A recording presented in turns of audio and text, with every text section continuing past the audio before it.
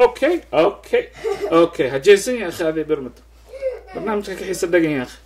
بسم الله الرحمن الرحيم، الحمد لله رب العالمين، والصلاة والسلام على رسول الله. اللهم صل على سيدنا محمد وعلى آله وصحبه وسلم. أما بعد، السلام عليكم ورحمة الله وبركاته. دمان ددوينها ويسلاميهن ددوينها سوماليات. waxaan ugu bishaareynaya in aan bilaabi doono barnaamij cusub insha Allah oo aan ugu magac darnay magaciis barnaamijka waxaa la yiraahdaa Dr. Minow Dabiib Yaqaano. Dr. Minow Dabiib Yaqaano wuxuu ka hadlayaa arrimaha caafimaadka maadaama caafimaadku uu yahay nimco weyn oo Ilaahay nagu manaystay annaga dhanna qof walba laga doonayo sidii uu ku ilaashan lahaa nimcada Ilaahay na siiyay. intii cudurka ku imaanin waxa haboon hadii qof walba ay u suurtoodo inuu wax ka qabto sidii uu ku ilaashan lahaa caafimaadkii cuduradani looga hortagi lahaa. ka hortagga wuxuu ka fiican yahay daaweynta. waa hal hays caalami ah oo la isku wada raacsan yahay. alwaqaaya khayrun min alcilaaj. intii cudurku uusan ku imaanin in aad maaragtay waxa aad ka qaban karto aad ka qabato. marka ugu horeysa inta aanan cudurada kala duwan aanan galin waxaan jeclaan lahaa si fudud dadkay u fahmaan inaan jirkeennii sida loo qaybiyo maaragtay habdhisyo kala duwan ayuu ka samaysan yahay. habdhisyada marka waxaa ka mid ah habdhiska dheefshiidka, waxaa ka mid ah habdhiska hawamareenka, waxaa ka mid ah habdhiska wareegga dhiigga iyo wadnaha, waxaa ka mid ah habdhiska maskaxda iyo dareenwadayaasha, habdhiska maqaarka. marka intaanu habdhisyada aan maaragtay hal usii gelin waxaan rabay marka ugu horeysa inaan ku bilaabo habdhiska dheefshiidka. habdhiska dheefshiidka wuxuu ka bilowdaa afka wuxuuna ku dhamaadaa malawadka, meesha cuntada aynu kasoo gelinayno ilaa meesha ay ka baxayso intaa ayuu isku marayaa. marka qofka markuu wax cuno cuntadii la dheefshiido la kala sifeeyo wixii wanaag ahaa oo nafaqo leh jirkii uu qaato oo calooshii ay mandhicirada ay dhuuqaan oo jirka loo qaybiyo, qaybihii kalena wixii uus ah iyo qashin ahna la iska saaro. waa nimco weyn oo Ilaahayna siiyay. marka habdhiskaas muhiimadiisu waxay tahay in qofkii uu siiyo biyo iyo cunto jirkiisa soo gasho. marka haddii maaragtay qofkii uusan helin cunto ku filan iyo biyo ku filan waxaa ku imaanaysa nafaqo xumo ayaa imaanaysa. jirkii ma helayo tabartii uu u baahnaa oo hawlihiisii kala duwanaa oo noloshii ay ka rabtay uu ku qabto. qofkii dhaqaaqii ayaa ku adkaanayo.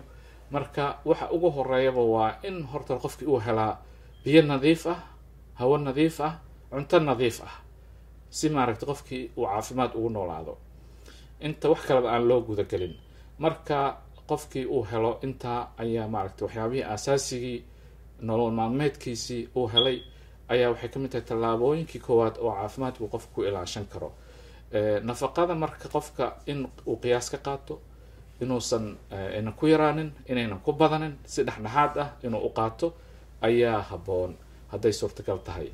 hadda waxaynu ognahay waddankeena in abaaro daba dheeraaday ay ka taagan yihiin oo dad badan aynan haysanin wax ay cunaan iyo wax ay cabaan oo ku filan inaysan haysanin. biyaha qofka markuu waayo muddo yar kadib, maalmo yar kadib nolosha way ku adkaanaysaa. qofkii waa uu dhiman karaa haddii biyo uusan helin.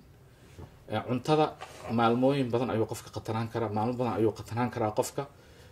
marka laakiin waa qofka jirkiisii ayaa is cunaya marka hore.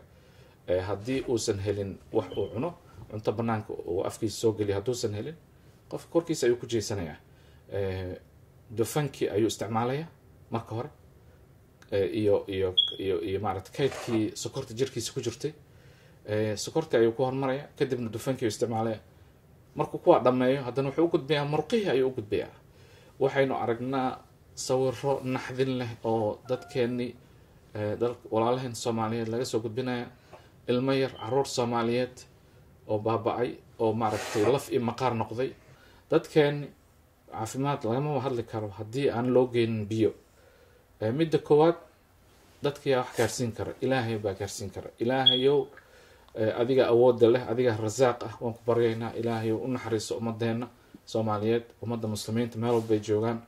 bini aadamka oo dhan ilaahayow maaragtay roob wanaagsan waddankeeni ilaahayow roob wanaagsan noo keen ilaahayow roob noo keen rabbiyow raxmaanow roob noo keen roob aan ku diirsano oo aan ku nimcaysano oo dhirta noogu soo baxdo xoolihii maaragtay waxay cabaan waxay cunaan ay helaan dadweynihiina sidoo kale ay ku noolaadaan marka dadkeena qofkii waddanka jooga ama dibadda joogaba oo wax dheeraad ah haysta ama wixii maaragtay shilinku haysta inuu kala qaybo qaybna dadka walaalihiisa uu la qaybsado oo u gudbiyo qaybna isaga iyo reerkiisa ay isticmaalaan marka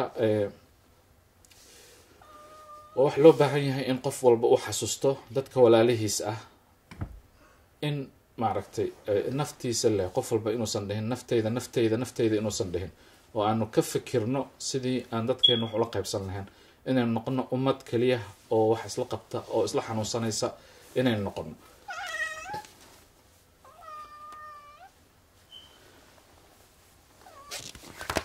marka way wanaagsan tahay in qof walba wixii uu qaban karo ya inuu qabto af keliya looma baahno hadal keliya haan ma buuxsho meel hoo u baahanna hadal wax kama taro marka inaan xasuusano sidii aan dadkeenii abaanaha daba dheeraaday aan wax ugu qaban lahayn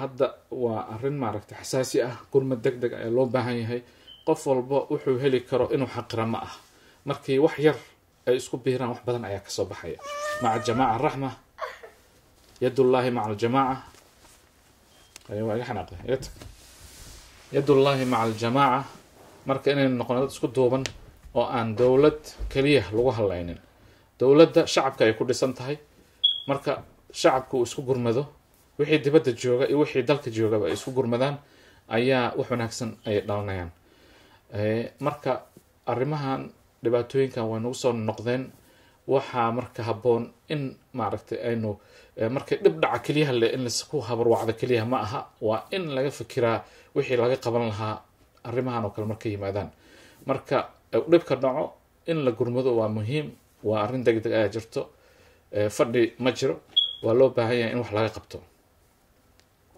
marka waxaan ilaahay ka rajaynaynaa dhibaatooyinka hadda jira abaara hadda jira inuu ilaahay naga samata bixiyo maaragtay roob wanaagsanna uu noo keeno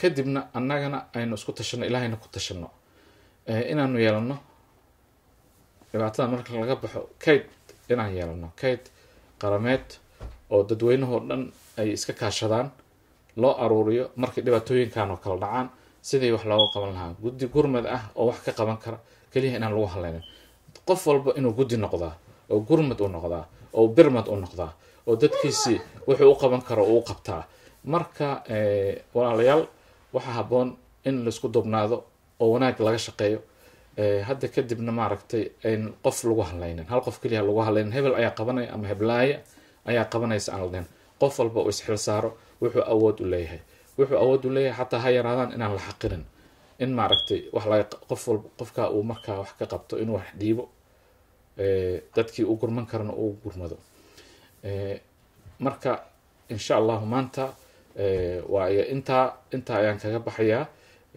intii mar kale aynu ka kulmaynana barnaamij kale oo doctor minow dabiib yaqaano waxaan idin leeyahay sidaa iyo nabad gelyo iyo ilaahay oo aan ka barino ilaahay roob noo keen rabbiyo raxmaanow roob noo keen والصلاة والسلام على رسول الله. Oh, Birmat, mashallah. Oh. Birmat, stay with Abu. Okay, good job, Birmat.